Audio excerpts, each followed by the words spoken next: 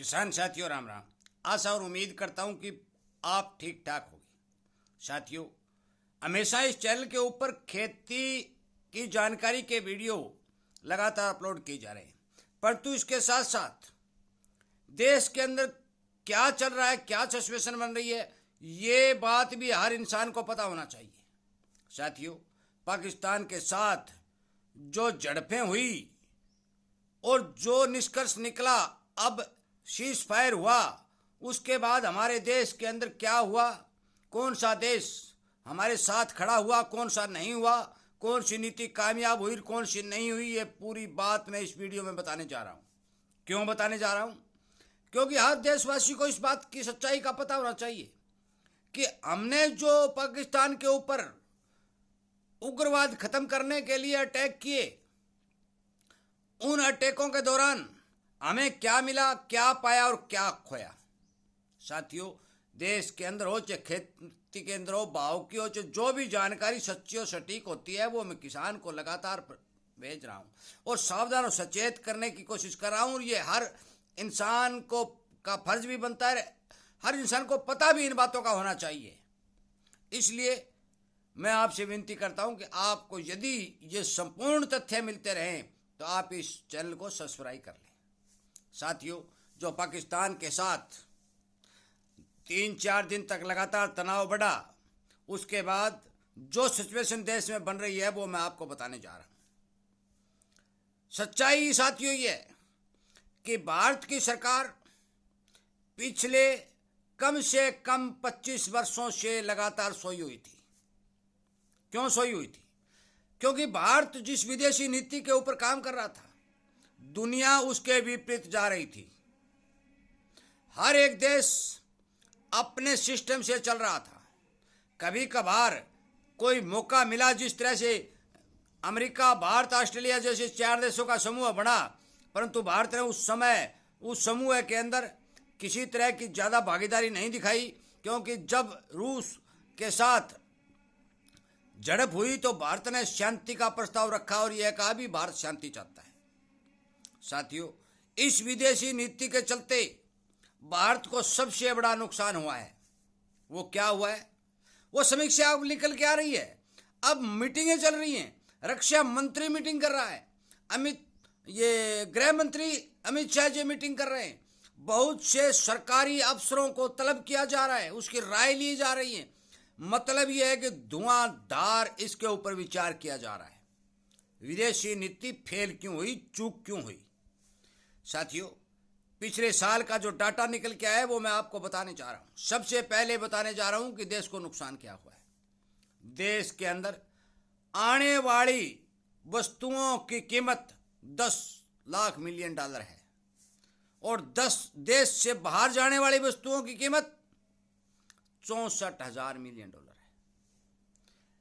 इतनी भारी और भरकम सामान देश के अंदर आया और तुच्छ सामान देश के बाहर गया है।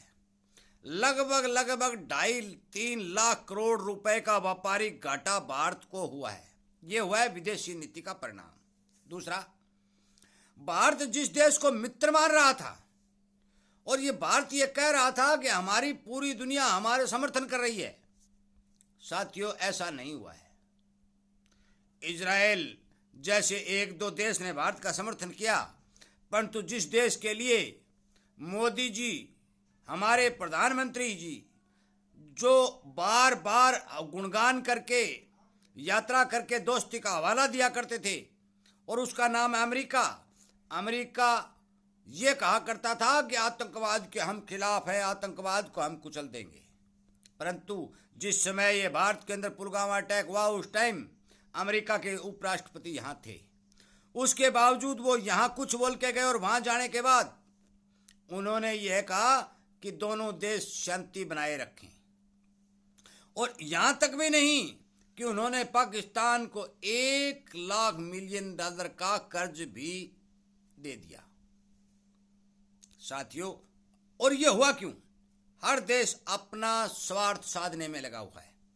रूस जो था वो भारत के बिल्कुल नजदीक था, प्रिय मित्र था, परंतु भारत ने खुलकर रूस की मदद नहीं की, अमेरिका के साथ ज्यादा संबंध बढ़ाए, जिसके कारण रूस ने भी यह कह दिया कि भी शांति होनी चाहिए। फ्रांस जो भारत के लिए झंडा ऊंचा कर रहा था, लगातार जो राफेल विमान दे रहा था और वो कह रहा था कि भारत को आतंकवाद का खात्मा कर देना चाहिए, परंतु जब जरूरत पड़ी तो फ्रांस ने भी अपने इस राफेल के सपर कोड देने से इनकार कर दिया। और वो कोड यदि भारत के पास नहीं होते हैं तो भारत अपनी मिसाइलें उस राफेल के अंदर नहीं लगा सकता। और हवाला क्या दिया कि हमने इसके ऊपर अरबों खरबों डॉलर का पैसा खर्च किया है और ये कोड हम शेयर नहीं कर सकते। साथियों, दुनिया के किसी भी देश ने अपना हित नहीं छोड़ा है, भारत के साथ खड़ा होने की हिमाकत नहीं की है। मौके पर सीज फायर जरूर किया। उस ठीक है, पाकिस्तान एक कमजोर देश है, उस देश को हराना भारत के लिए कोई मुश्किल बात नहीं है, परंतु भारत की विदेश नीति, भारत की कूटनीति यदि यही चलती रही तो यदि भारत का झगड़ा किसी बड़े देश के साथ हो जाता है तो फिर भारत अकेला खड़ा नजर आएगा। और ये हुआ क्यों है साथियों? इसका सबसे बड़ा कारण भी मैं आपको बता देना चाहता हूं। यह हुआ इसलिए है कि रूस, फ्रांस, जर्मनी, अमेरिका, चीन, ये जो भारी भरकम ताकत वाले देश हैं और इन देशों के तर्ज के ऊपर भारत ऊपर उभरता आ रहा है। भारत एक दुनिया की धुरी बनता जा रहा है, भारत एक शक्ति बनता जा रहा है। तो भारत को कोई भी देश ये बात नहीं चाहता कि भारत एक शक्ति के रूप में उभर के आए।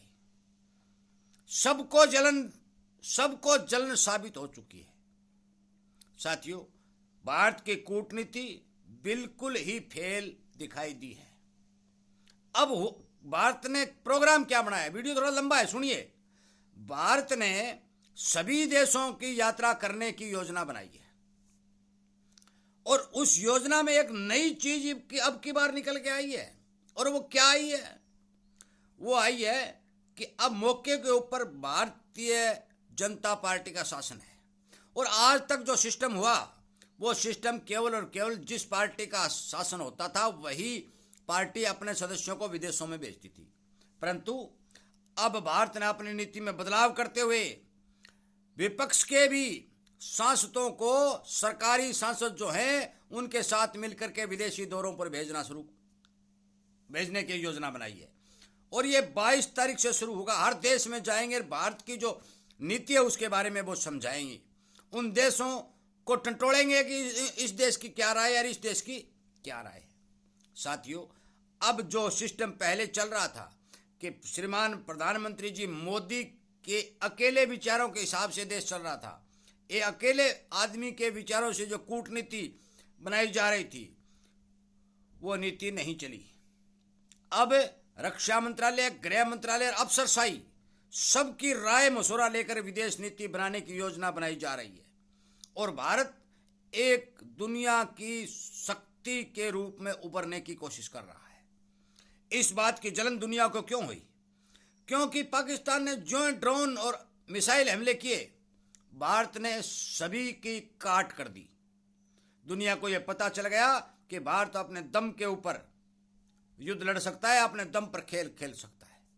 भारत की 1.5 अरब जनसंख्या को, 150 करोड़ लोगों को हराना और उन्हें झुकाना नामुमकिन है।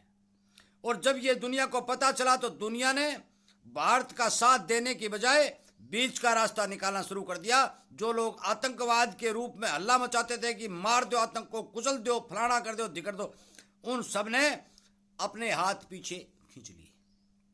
मैं धन्यवाद करूंगा इजराइल के प्रधानमंत्री का और मैं धन्यवाद करूंगा किंग जॉन का, जिन्होंने डट करके, दोनों देशों ने डट करके भारत का समर्थन किया। और उन्होंने कहा कि जहां भी हमारी जरूरत हो हमें बुलाना, हम वहीं खड़े हैं। ये होता है साथियों समर्थन। अमेरिका के चक्कर भारतीय प्रधानमंत्री लगा रहा है और अमेरिका संघर्ष विराम कराने के नाम के ऊपर पाकिस्तान को $1 लाख डॉलर का ऋण दे रहा है। ये ऋण पाकिस्तान की तरक्की के लिए नहीं है, ये उन उग्रवादियों को सहारा देने के लिए है, उन हल्की सोच वाले आदमियों को मजबूत करने के लिए है। ये बात भारत ने अंतर्राष्ट्रीय बाजार के अंदर अंतर्राष्ट्रीय देशों के सामने रखी, परंतु भारत की बात नहीं सुनी गई। साथियों, देश के अंदर जो मीटिंगें हो रही हैं, जो सिस्टम चल रहा है, वो इसी बारे चल रहा है कि भारत अब अपनी विदेश नीति में बदलाव करना चाह रहा है, बदलाव करने जा रहा है, जो 1965 और 1971 के बाद हुआ था। साथियों, देश के अंदर हालात सामान्य हैं। भारत एक दुनिया की सबसे बड़ी शक्ति के रूप में उभरने की कोशिश कर रहा है, परंतु भारत को नुकसान पहुंचाने के लिए दुनिया के बहुत सारे देश ताकत लगा रहे हैं, जिस कारण भारत को व्यापार घाटा बहुत ज्यादा हो रहा है। और जब एक और बताऊं कि भारत ने जो 2014 के अंदर रक्षा बजट 2.9 लाख करोड़ था, वो बजट बढ़ा करके आज लगभग 7 लाख करोड़ कर दिया। इससे भी अनेक देशों को जलन हुई और उन्होंने कहा कि भारत अपनी ताकत बढ़ा रहा है। क्यों नहीं बढ़ाएं भाई, क्यों नहीं बढ़ाएं? हर देश बढ़ा रहा है तो भारत क्यों नहीं बढ़ाए? साथियों, आज मौके पर जो हालात बने हुए हैं वो हालात मैंने आपको बताए, और ये हर एक आदमी और हर एक जन तक पहुंचाएं, ताकि उस आदमी को भी पता चले कि अंतर्राष्ट्रीय बरादरी के अंदर हमारा मित्र कौन है और शत्रु कौन है, सच्चाई बोलने वाला कौन है, झूठ बोलने वाला कौन है, पीठ पीछे खड़े रहने वाला कौन है और बराबर में खड़े रहने वाला कौन है। साथियों, इस वीडियो को ज़्यादा से ज़्यादा शेयर करें, हर इंसान तक पहुंचाएं कि मौके के ऊपर भारत का जो संघर्ष पाकिस्तान के साथ हुआ, उसमें लगभग दुनिया के देशों ने कन्नी काटने की कोशिश की। एक दो देशों ने स्पष्ट तौर के ऊपर भारत की मदद करने के लिए अगुवाई की, और जो देश कन्नी काट रहे हैं वो भारत के कभी भी दोस्त नहीं हो सकते, क्योंकि उन्हें अपने व्यापार से मतलब है, उन्हें अपने धन और माया से मतलब है। वो धन और माया कमाने के लिए ही हमारे यहाँ आते हैं और हमें वहाँ बुलाते हैं, और उनका कोई मकसद नहीं है, क्योंकि भारत के अंदर जनसंख्या ज़्यादा होने के कारण दुनिया की नज़रों में भारत सबसे बड़ा बाजार दिखाई दे रहा है, जिस कारण भारत की खिलाफत भी कोई नहीं करना चाहता तो मदद भी कोई नहीं करना चाहता। सच्चाई है साथियों ये, और मैं सच्चाई होती है वही वीडियो के माध्यम से आप तक पहुंचाता हूं। वीडियो सुनने के लिए, लाइक और शेयर करने के लिए मैं आपका धन्यवाद करता हूं। और जो भी सिचुएशन आएगी, जो भी बात होएगी, वो यदि मेरे पास पहुंचती है तो मैं हर एक नागरिक को सावधान और सचेत करने के लिए वीडियो अपलोड करूंगा और आप तक पहुंचाने की भरपूर कोशिश करूंगा। और आपका फर्ज और धर्म बनता है कि आप इस तरह के जो देश हित में वीडियो बनाए जाते हैं वो हर जन जन तक पहुंचाएं, ताकि उन्हें भी अपने मित्र और शत्रु का पता चल सके। वीडियो सुनने के लिए, लाइक शेयर करने के लिए आपका धन्यवाद करते हुए मैं वीडियो को विराम देता हूं। जय हिंद।